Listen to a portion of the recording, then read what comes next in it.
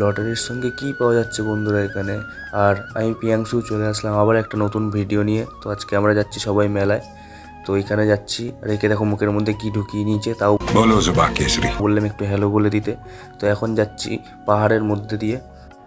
আর এখানে তো দেখতেই পাচ্ছ পুরো কীরকম গ্রাম্য পরিবেশ।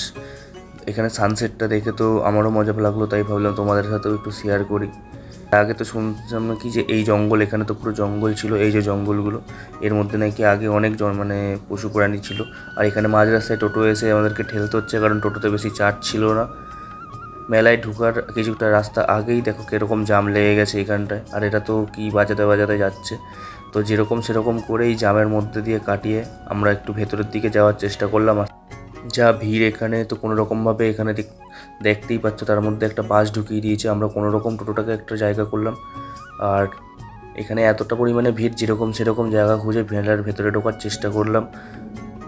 আর হ্যাঁ, এরকম মেলা আমি জীবনেও কোনোদিনও দেখিনি, এরকম পাহাড়ের মাঝখানে একটা এরকম মেলা।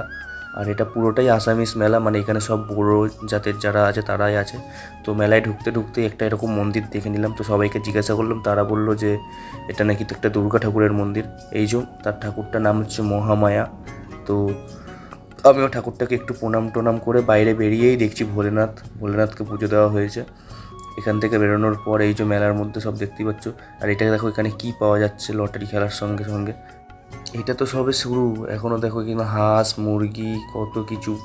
এই যে লটারির চক্র ঘুরছে, এদিকে একটা ঘুরছে। আমি দেখেই মজা নিচ্ছিলাম, কারণ আমি জানি যে আমার ভাগ্যে এইসব নেই, তাই বেকার টাকা নষ্ট করার কোনো দরকারই নেই। আর এইটুকুই, টাটা।